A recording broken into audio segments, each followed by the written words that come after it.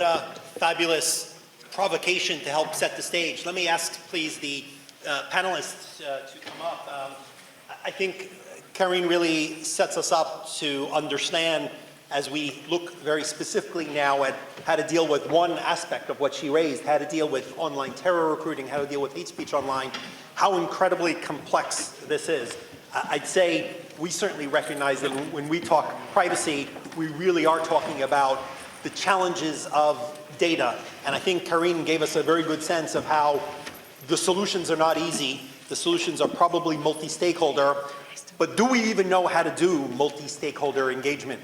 I remember years ago urging Facebook and discussing with some of the leaders there how to create sort of almost an election type process. Do you remember that this existed?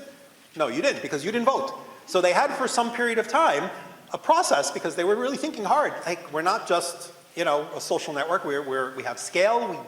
We have a community, and a community usually gets to have some voice more than, you know, I quit or I use it more or less. And so they had a process where if they were going to change their privacy policy or their terms, it would go out for public comment, and people could comment and engage. And it didn't work that well. People didn't engage. The ones that did kind of just, you know, complained about some random issue, not necessarily analyzing the terms and discussing it. Obviously, we have W3C, Internet Society. We've got lots of technical standards groups that do a great job. But I don't think we've truly solved, you know, yet how to integrate both the ills and the challenges. So now that I have my panel, so Karine, thank you so much. A really provoking way to start. Okay, let me introduce to you, since we started with Facebook, let me introduce to you here to my left, Jordana Cutler. Jordana leads Facebook's public policy efforts here in Israel. So she's regularly debating and discussing not only with stakeholders but with the government how to actually make sure that we have a balance here that works right. Next to Jordana is Professor Alexander Tsesis. Did I get it right? Yeah, it's almost like a tzaddik, okay, right? Professor Tsesis is a professor at Loyola University, Chicago School of Law, right in the Chicago area. And he's done some very interesting writing about the balance of constitutional law, the First Amendment, social networks, and he'll lead us off with a description of some of the interesting issues in a recent paper. Maybe he'll give the site for the people here who really want to wonk out and go into the details. Next to me, next to the professor, is Britton Heller. So Britton is leading a new effort. Many of you probably know the Anti-Defamation League, you know, as a historic organization. Maybe in Israel people know it as an organization that fights against anti-Semitism around the world. But the ADL globally is one of the respected civil rights groups that is working on a whole range of issues, whether it's immigration, bias, online hate, and they have a long history of working collaboratively with companies, understanding that we want free speech, we don't want overbroad protections, but that if you don't stand against hate, you show your acceptance of it, and that has led throughout history to obviously terrible consequences for people of all faiths and particularly in the Jewish community. So this is a new effort that the ADL has set up. She's the only civil rights group based in Silicon Valley, where her offices are. They've been funded recently by the Omidyar Foundation and some other very prominent supporters, and she's off to an incredible start. So we look forward to comments from her. And then, last but not least, of course, our friend Yoram Hacohen. I first met Yoram when he was the head of ELITA years ago, and Israel hosted a fabulous conference of all the data regulators around the world, and really, I think, helped put Israel on the map for many privacy experts and academics who, you know, knew of Israel as a tech startup and as, you know, political place that they read about, and actually ended up seeing, I think, some of the thoughtful work that was being done here. So Yoram today is the CEO of the Israel Internet Association, and so we are delighted to have him. Okay, Professor, I turn the floor to you. Thank you. I'm delighted to be here, and I, of course, want to thank the organizers at Tel Aviv University, Jules Polonetsky and Omer Taneh, as well, for this wonderful conference and for the tremendous staff that's made this happen. I thought that the last presentation was absolutely fantastic, what Corinne gave, and it was a good segue. I'm going to be very brief about what's happening and primarily focus on legal issues. But let me just say briefly that the current state of the internet is one in which there's a viral spread of terrorism. It's not just viral, but it's actually quite intentional. So it's partly that people are spreading around. In large part, it's also that people want to disseminate the information, to propagandize, to incite, and to threaten. I just looked up Alawaki's videos on YouTube. This number keeps going up literally every time I look it up. Right now, there are 80,000 today, just as of a few minutes ago, there are 80,000 videos of Alawaki, even though he was instrumental in influencing both the shooter in Texas and the Boston bombers during the marathon, and has been just a tremendously influential person. Besides that, you can get Shekau's videos, the leader of Boko Haram. If you have a difficult time understanding his language, he speaks several. You can get the translation of that, those videos. So there's a widespread of terrorism. We know, for example, from the French minister in cyber law that approximately 90% of the people who are indoctrinated into terror begin online. There is a dark web, of course, which is difficult to penetrate, and one has to know how to do it. You know, for example, by terror groups saying, contacted me at this particular email address at this particular time using Tor or some other tool that obfuscates one's identity. But much of the stuff, if you want to initiate your knowledge of it, is just available right online. So.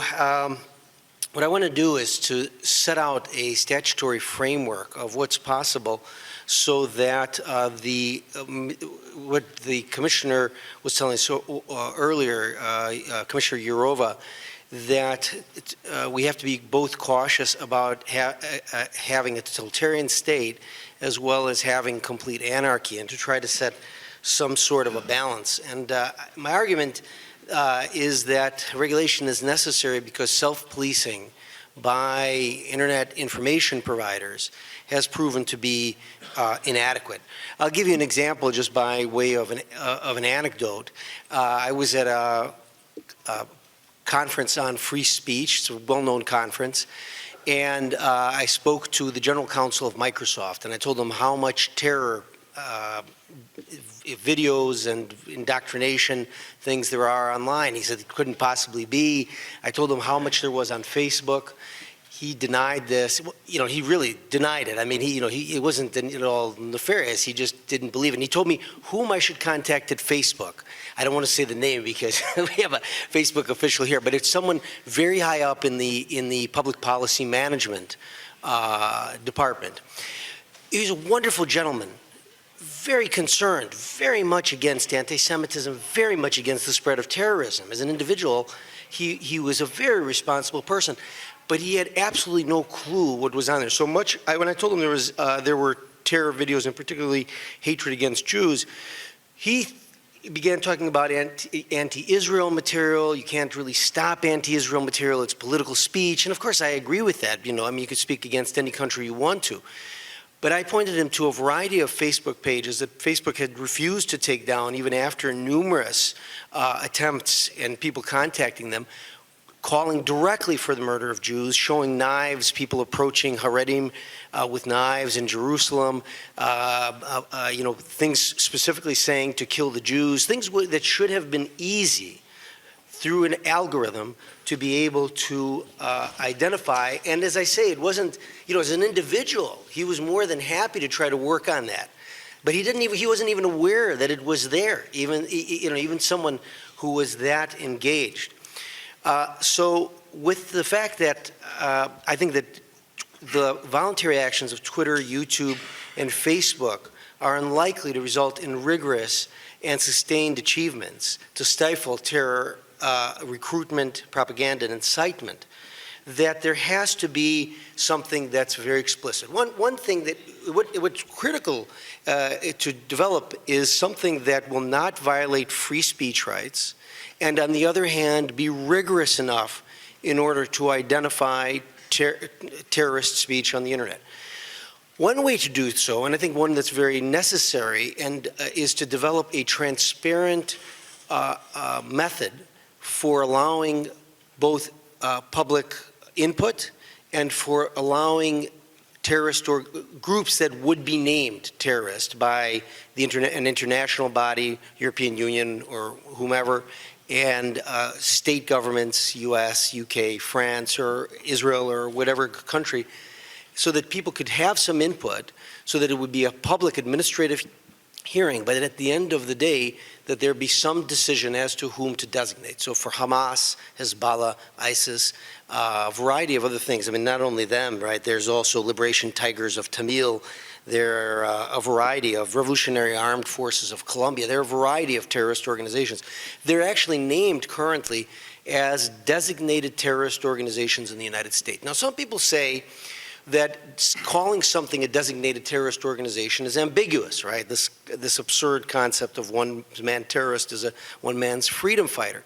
Well, there's a very clear definition in the U.S. law of what is a terrorist, and that is an organization that uses systematic murder, tries to acquire nuclear technology, uses bombs systematically in order to spread ideology. The term is very clearly defined in U.S. law, which is the law that I know best, and one that certainly could come out and would allow a court to examine, to identify. First of all, you've got the protection to avoid totalitarianism. You've got the ability to have a public hearing. The second thing is, of course, you can have judicial proceedings in order to identify whether or not those administrative proceedings were done through a due process where everyone could get their view across. And that, I think, is one method of protection. Something that I think is quite common, both in Europe and in the United States, is that speech that threatens, incites, and speech that would cause an instant fight, something that would create or material support of terror, seems to be consistent and across the board. In other words, even though the U.S. is the most speech protective regime, being very libertarian, or as one speaker said earlier today, actually I think it's Omar who said it earlier, property oriented in their speech.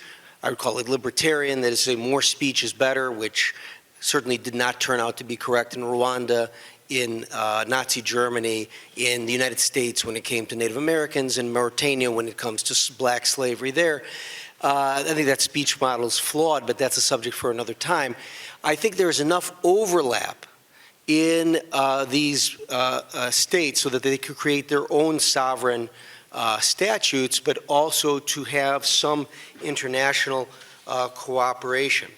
My time is almost up, so let me just say some other things that would, I think, both balance the need of society to protect things that are dangerous in the most serious of ways, and yet at the same time protect against government overreach. One is probably extremely obvious, and that is there has to be a criminal procedure, right? So that's proof beyond a reasonable doubt, or something that's comparable, that's the US standard, or whatever is comparable in different countries. And this will be very difficult to prove up, right? We want to be as protective of speech as we possibly can, but at the same time not overprotect to the point where it's going to be harmful. Another thing is attorney's fees can be made available if the government loses. So if the government is the plaintiff going against a defendant, internet service provider or an internet information provider, then if the government loses, there could be a statute which provides for attorney's fees back to these companies. That would be a disincentive to prosecute, right? You would only take stronger cases in this way. So that's another protection. I had much more, but let me stop there. Jules was kind enough to mention my article. If you look up the Vanderbilt Law Review, it's within the last year. It's called Terror Speech and Social Media. I have another couple articles coming out on this subject in the Fordham Law Review that should be out within the next year. So thank you for allowing me to do that. Thank you. So let me just maybe provoke and sort of come back. When I managed these issues at AOL, we had a different perspective. We said, we are a clean, well-lighted environment. We don't want you to be offended. And my team set very strong policies, and we took it all down.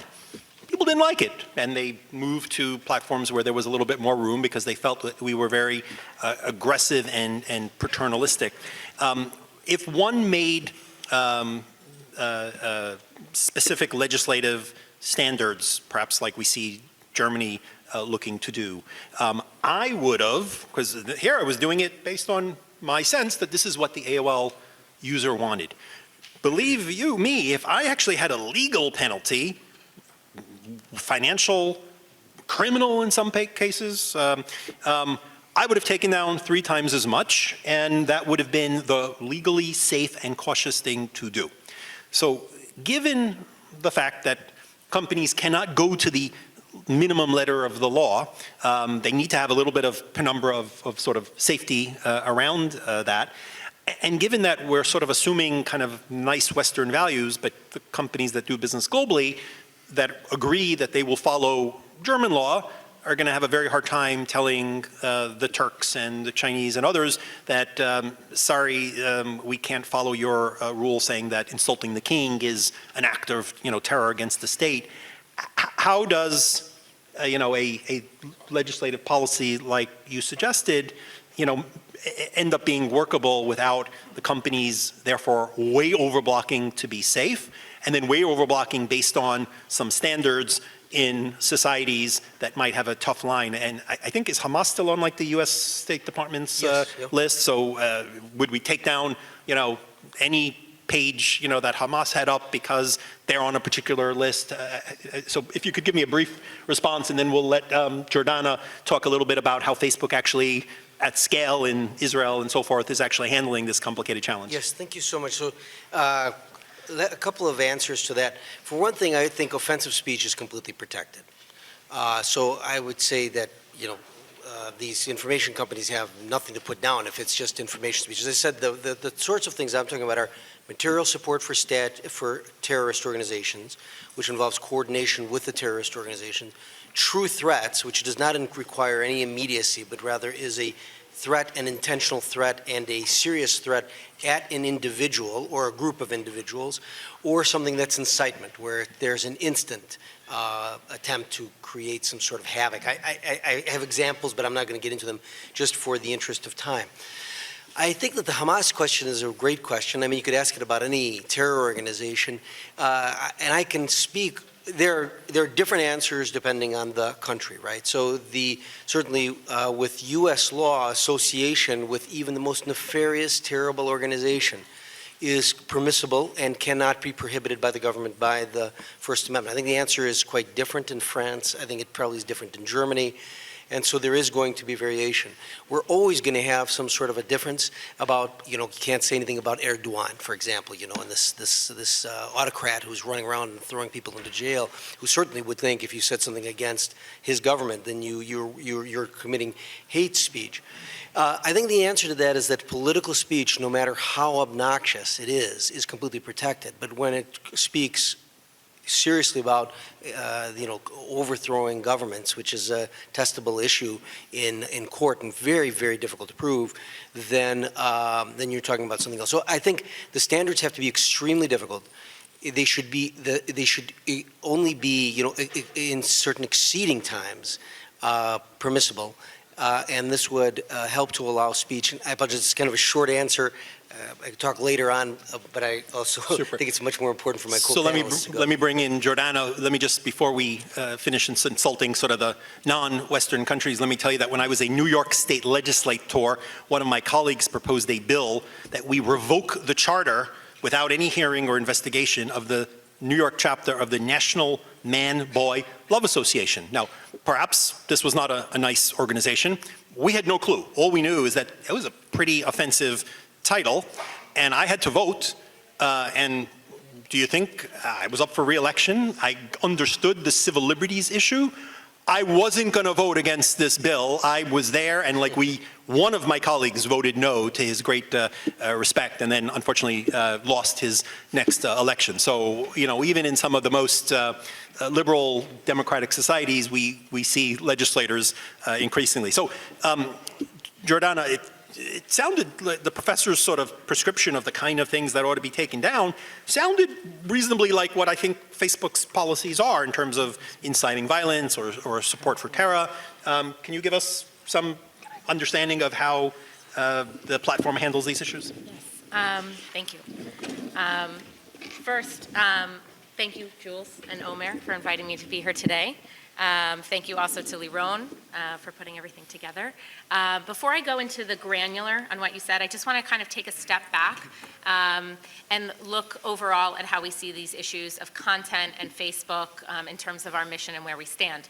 I thought it was just really interesting that the timing of this panel hits right when Facebook just changed its mission. I don't know if anyone saw that last week, but I just wanted to share with you just a quote from when Mark posted about that, how he sees our new mission, which is to give people the power to build community and bring the world closer together.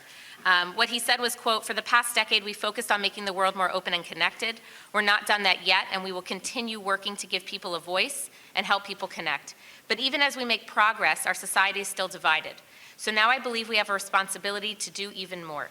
It's not enough to simply connect the world. We must also bring the world closer together."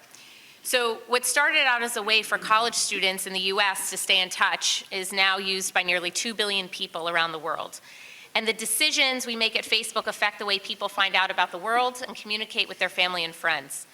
But as more and more of our lives are online and technology transforms the way we live, we all face challenging new questions. And I'm sure a lot of them, we raise some of them now, and throughout the course of the day, we've been discussing them. And inside Facebook, our teams debate these questions every day. And as many of you in the room know, we consult with experts around the world for guidance and advice.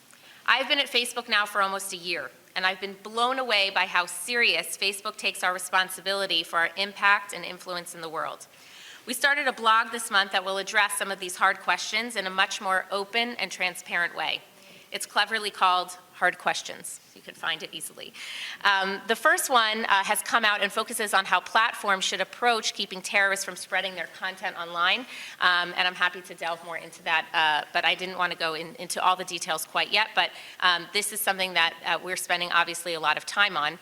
The goal for these topics is to cover a very wide range of issues, such as after a person dies, what happens to their online identity, how aggressively should social media companies monitor and remove controversial posts, and also who decides what's controversial in a world filled with different cultural norms. As we proceed with publishing these, we certainly don't agree everyone to expect with the choices we make, and we do not always agree internally, trust me on that. And honestly, as you all know, sometimes Facebook just gets it wrong. But even when you're skeptical of our choices, we hope these posts, or even events like my being here today, give you all a better sense about how we approach these issues and how seriously we take them. And we believe that by becoming more open and accountable, we should be able to make fewer mistakes and correct them faster.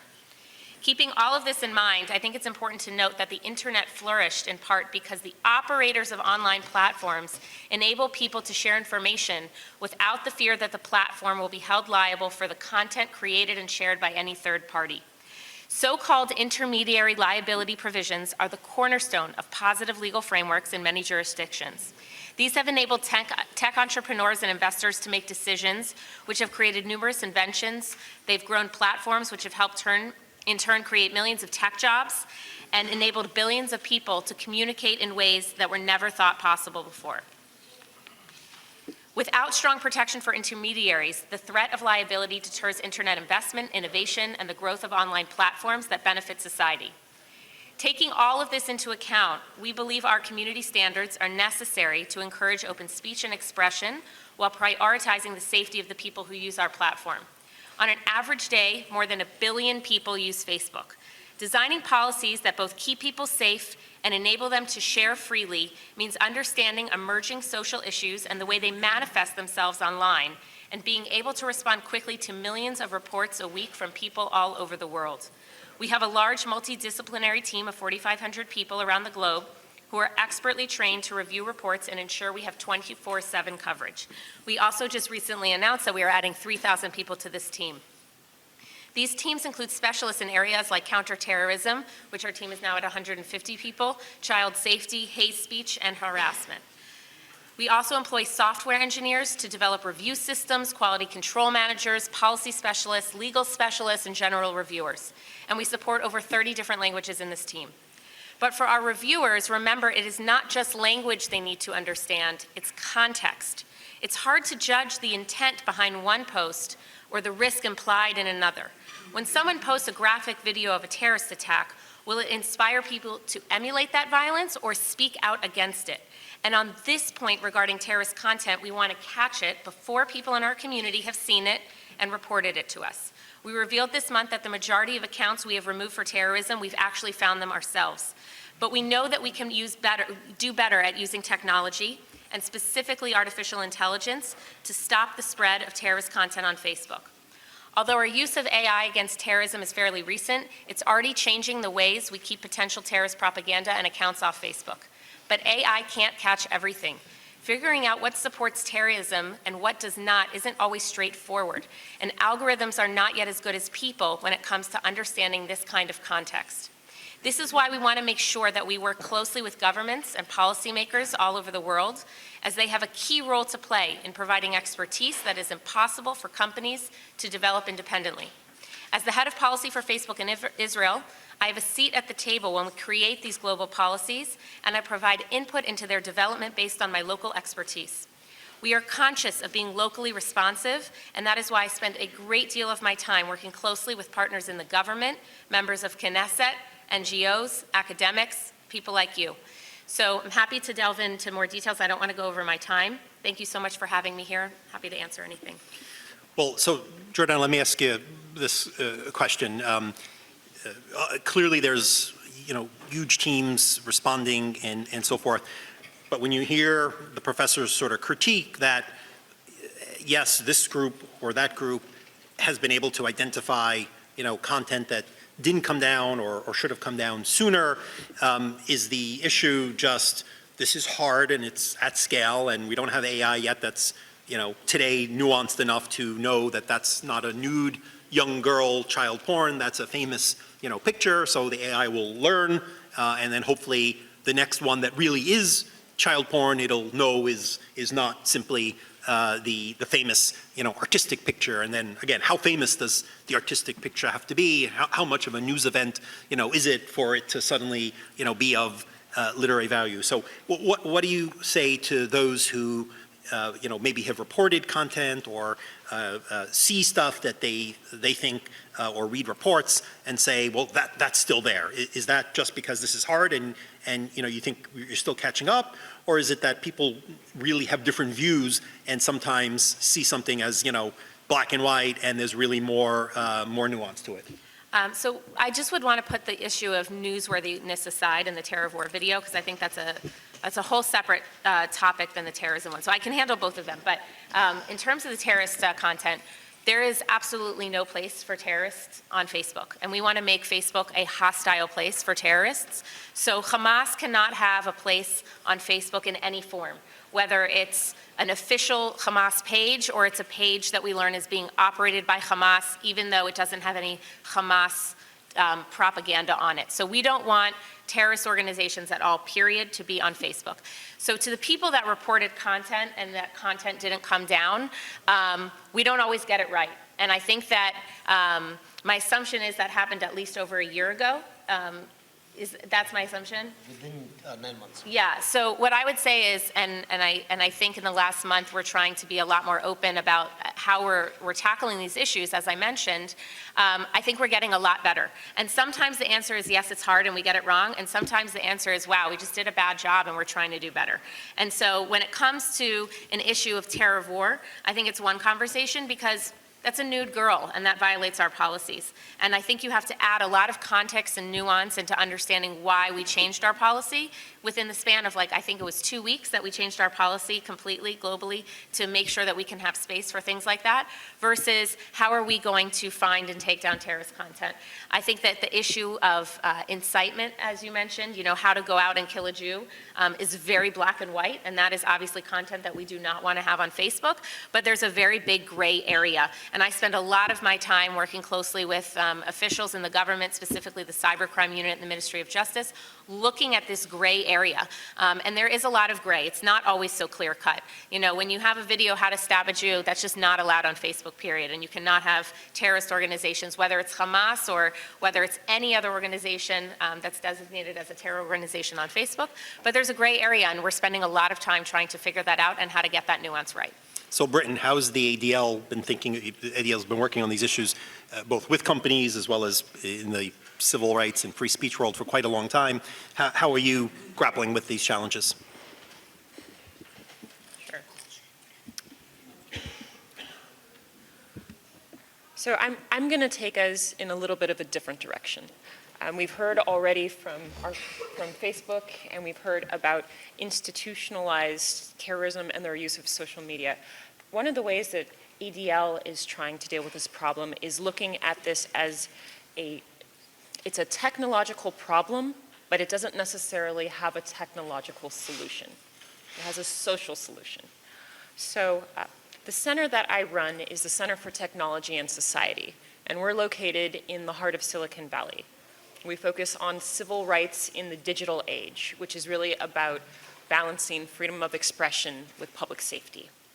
We work on issues like digital citizenship and online civility, and trying to use that as a salve for the sort of wounds that we've seen arise in democracies, not just in the United States or in Israel, but around the world.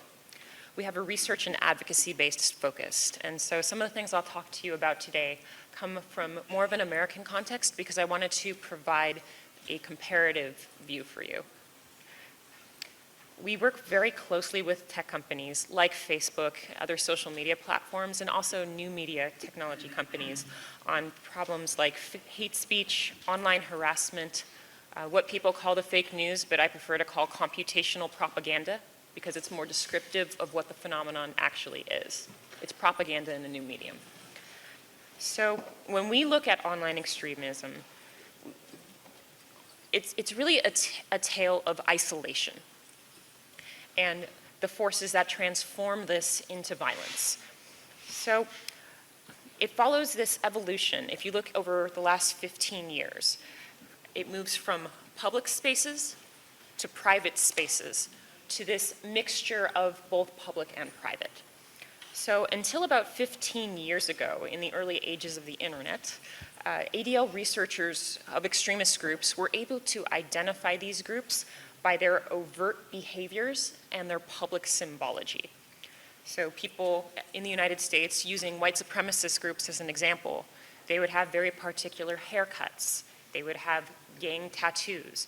They would wear very particular clothing, like white hoods or Taliban-inspired clothing. And they would have public marches so that everyone could see these accoutrements. One of the things that I do at ADL now is I work with people that we call formers. And so these are former members of extremist groups who have since changed their mind and now speak out against those ideologies and activities.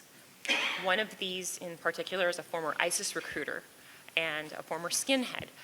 He talks about looking for the lone wolf. And so these are individuals who don't have strong ties to community, family, friends, or other social structures. So the reason that lone wolves will go towards extremist groups is because this provides a sense of friendship and belonging, which is then coupled with a new cohesive group identity. And so most often the way that this identity works is that they create this other, and oftentimes by throwing on notions of inequality, injustice, and inferiority. So saying, come join us, we're a superior way of being, you're a superior person, we're just like you, you're just like us. And so that's the way that people drink the Kool-Aid. And it's this combination of ideology and self-identity which can result in violence. If you look in the early years of the web and the onset of social media, these are the same tactics that people used online to try to get these individuals into their groups. So social media and individual websites became a really fertile ground for the organization, coordination, and development of these terrorist ideologies. You saw hate speech combined with symbols. Groups like Stormfront, which is the most popular online meeting place for white supremacists, were founded, and thousands of people gathered to share their views, to exchange ideas, and to plan events. It also hosted other extreme websites and radio shows. For time's sake, I'm going to go forward to today. Today, there's a paradigm shift. And so in the past, we saw these groups using the internet openly to try to recruit people. It was very easy for ADL to on the open web, see who belonged to what group, what activities they were promoting, what they were planning, where they were doing it, when it was happening, and who their friends were. But people get smart. So they moved from the open web to more of the closed web. And I'm a former law enforcement official, and so it's very challenging when these things go underground to track their sources, origins, and spread, and actually be able to tie their activities to real-world violence. Today, you see a hybrid of the two, where the groups targeting people, individuals to join their group, want to have this openness about them. But they have a respectable guise to it. So if you look in the United States, a lot of the neo-Nazi and white supremacist groups, they'll have respectable haircuts now instead of gang tattoos and very identifiable clothing. They have they're kind of, they wear suits. They try to join civic organizations. They make it seem like a very respectable civic activity to get more people in. And then when it comes to promoting hateful activities or potentially illegal activities, they move into encrypted spaces, the dark web, or private servers. So open recruitment, but private discussions at the same time.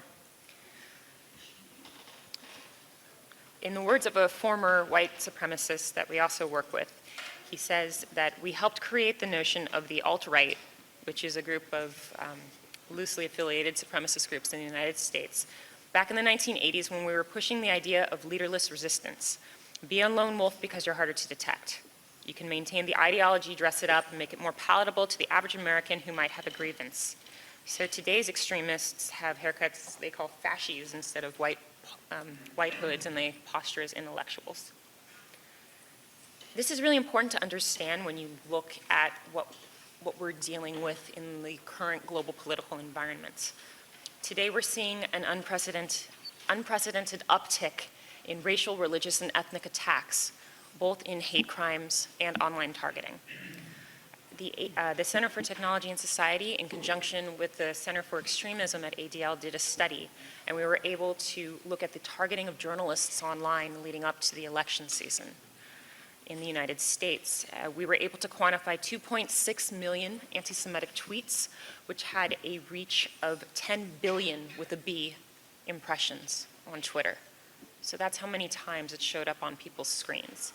And when you look at language like that, you see the process of fringe extremist speech becoming normalized. There was a further strike after the election. We've also seen a corresponding spike in real-world violence. In the first quarter of 2017, there were approximately 175 bomb threats against Jewish institutions in the United States, implemented using platforms. In all of 2016, there was one. So this is the silver lining. What we're talking about are problems that are implemented by technology, but they have a social solution. If platforms are responsive and they do information sharing about these threats and they create tools to help users control their experiences, this can make significant headway into reducing the impact and the manifestation of these kinds of threats. The other silver lining is that the same tactics used to recruit online extremists can be used against them. So if you offer people community and acceptance and you respond to their hatred with curiosity, and you can take a stance against it and disagree with them, but do it in a way where you engage them instead of pushing them farther into the extremes, you can make substantial headway. And at ADL, we've actually brought along people who used to be former ISIS recruiters, former Westboro Baptist Church members, other former extremists, and they talk about the process through which they were de-radicalized online through the same methods that were used to recruit them. So it works. And then the other silver lining is that at ADL, we're working on it.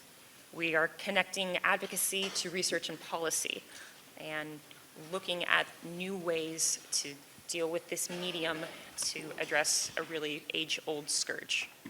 So, thank you. So let me ask you this, and also let me ask everybody, since it's a little bit noisy next door, really own the microphone, like you're a preacher. So everybody seems to clearly want more transparency as the platforms make these very important decisions, and Facebook talked about questions and some more transparency that's coming. A professor called for regulation.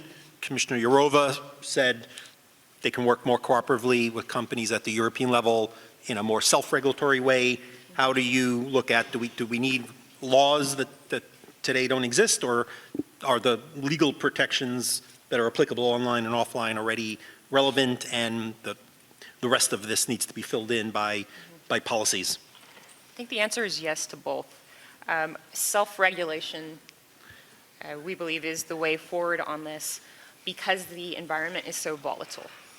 So if you looked at the United States, things that would be considered hate speech 10 years ago are not considered hate speech now, and I guarantee if you look forward 10 years, things that will be considered questionable today may not be considered questionable then. So because this is all an iterative process, you want to make sure that you are not squelching legitimate speech. When I started at AOL, we didn't allow you to create a screen name or an email called Dyke at AOL or Kike at AOL, because clearly you were doing this to offend people. Years later, we had groups coming to us saying, wait a second, I'm proud Dyke at AOL, I'm Kikes on bikes, Jews that ride motorcycles. Why are you stifling my pride? Queer is not an insult, queer is my self-definition. So you're being a bigot by not letting me use the term I use. So we updated our policy, and the policy then was, okay, you can use a pejorative term if it appears to be used in a positive, self-referential manner. And then I sent that policy off to the India, Philippines, luckily we had also a very good English-speaking call center in Israel, as well as others in different languages. You can imagine what a disaster this was. I went to visit the Oklahoma Center where we had a very good team, and they said, okay, we're following your policy. So somebody creates a term and they seem to be proud Dyke at AOL, but they spend all their time in the Christian chat room where they're there to offend the Christians, although they're being proud, and like, oh, what do we do now, right? So it's complicated, as you see, and it changes. All right, Yoram, bring us back to Israel and some thoughts and reactions. Yeah, well, first of all, thank you for... And again, let me ask you all to use the microphone like you're a radio announcer, because we want to get it all on the stream and so forth. So, you hear me? Yeah? You hear me? Yeah. So first of all, thank you for inviting me, and first, and second, for not putting me into the privacy and data protection chapter. I totally agree. I didn't coordinate it with Karine, but I totally agree that privacy is not the most important issue anymore. It is democracy, and maybe privacy is in the heart of the discussion because of the usage of personal information. But I think that what we are looking back in the last few years, then the question is more about democracy and not just privacy. So. A few words about the Israeli Internet Association. We're a non-for-profit organization that lies on two foundations. On one hand, we are the managers of the Israeli CCTLD.il and the operator of the Israeli Exchange. Microphone. I don't know, the microphone. Maybe it's, okay. Now it's better? Yes, yeah, okay. Go ahead, like that. These are two very important infrastructure in the Israeli Internet. Yeah. It's Yeah, but you know, I'm an Israeli, I have to read. On the other, we are the most active and present NGO on web democracy aspect. We conduct various activities which are relevant to this discussion.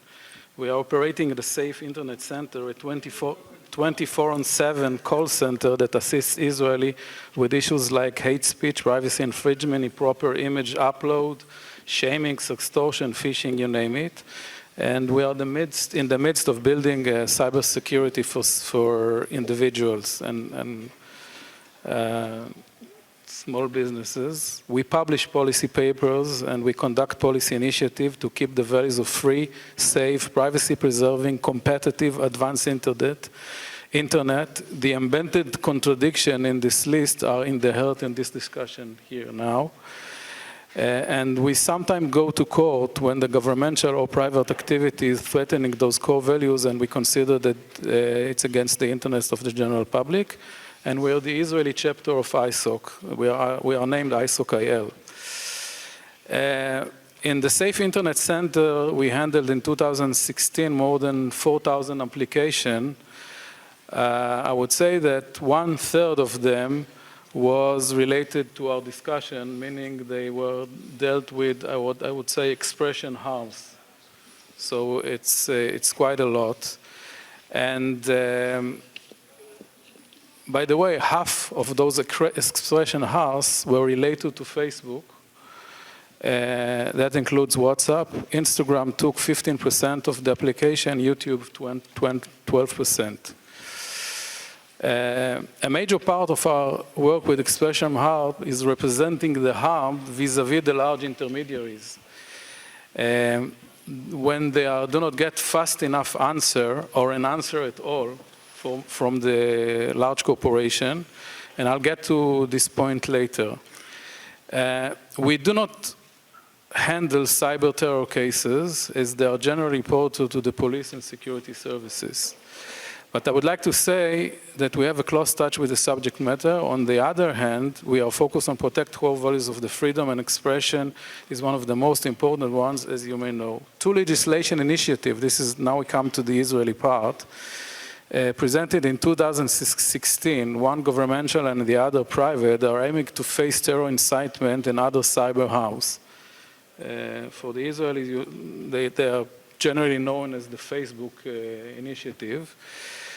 For that reason, we gathered in September 2016 a roundtable of experts from national security and police, human rights organizations, government, academia, and media to discuss the nature of digital incitement to terror and to try to recommend about effective mechanism to confront it. The interesting insight gained from this roundtable was the basis of a position paper that was presented in front of the Science and Technology Committee of the Knesset in a discussion held in November 2016. In short, these were our main points. One, incitement is not an outcome of the internet, but the internet places new challenges that has to be confronted effectively without disposing the baby with the water. The unique characteristic of the internet that should be taken into account when shaping the solutions are, it's a high-speed, unstoppable publishing mechanism.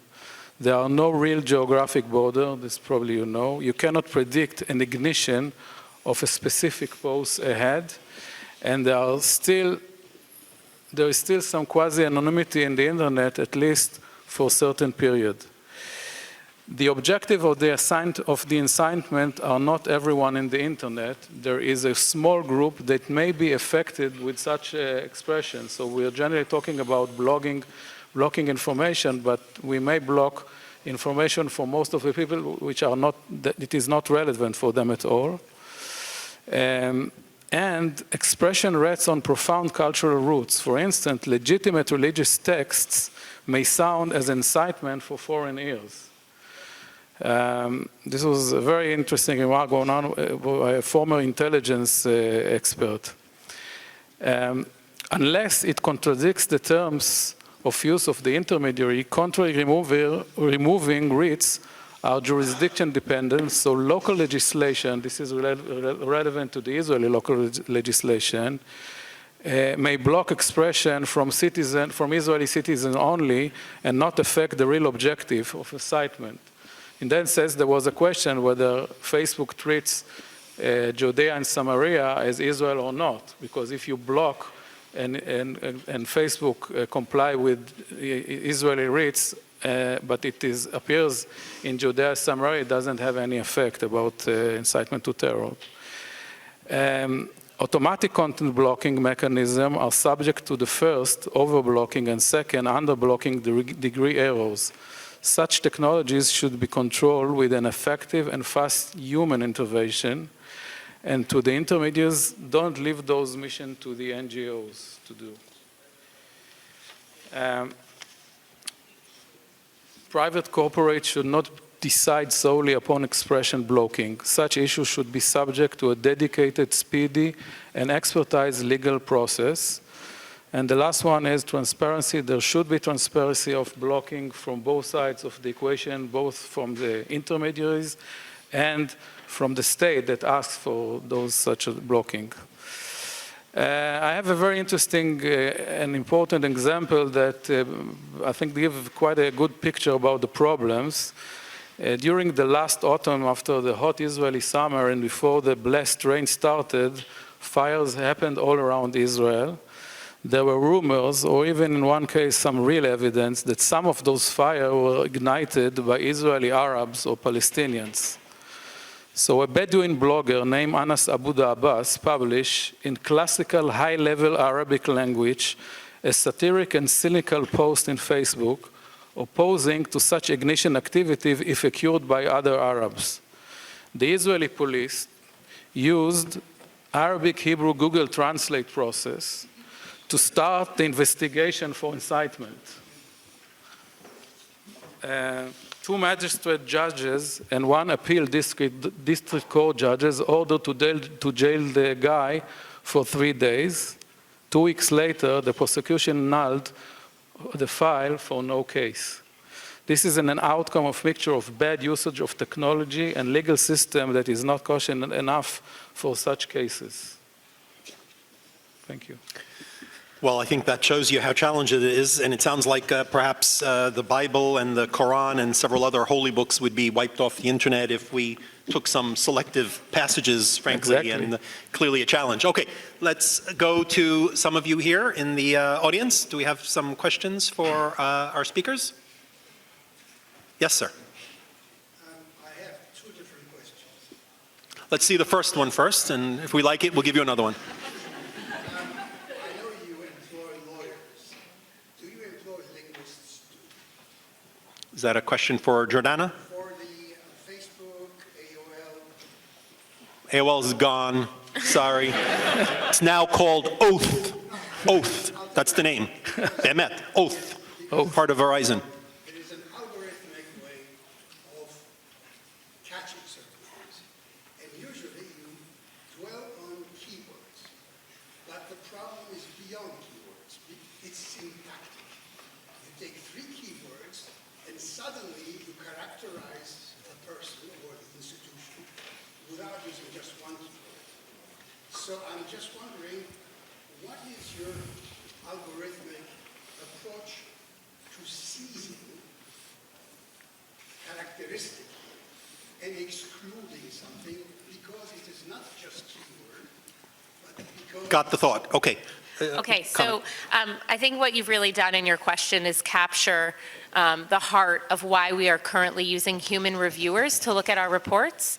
So right now what we do is when someone reports content on Facebook, it goes to a reviewer that's usually a specialist. I mentioned we have general reviewers, but they're usually a specialist in the subject matter of what that report is. So if it's harassment, if it's sextortion, if it's hate speech, it will go to a reviewer trained in that specific area. So they're not just translating, they're a subject matter expert who's looking at the context around that post. Now, so I mentioned a little bit our use of AI and algorithms. That's something that we're just really starting to do, only specifically on the issue of terrorism. But even when it's caught by an algorithm, it's then going to a human to review it. So it's flagging it, putting it in the queue, and then we're taking a look at it. When you put in the question, how quickly do you get an answer? Our reports are, on average, a 24-hour response time. Now, the second question, Yeah, the first one was okay, good. suppose that Mr. Timbuktu deprives his people from the internet for a while because it has adverse material. Like China, which doesn't allow Facebook. I'm calling Timbuktu, I could call him Erdogan, but what are the considerations for the social network to exclude Mr. Timbuktu's nation for a while until you bring them to their knee and start convincing them to follow certain basic human rights? And considerations are, of course, you lose a market. How much of this value determines you're not doing anything just because your income is at stake? Okay, so the question is, can Facebook bring a country to its feet because it disagrees with its policies until that country? Sacrifice the market for a while until they come back to you and say, all right, we'll comply. Okay.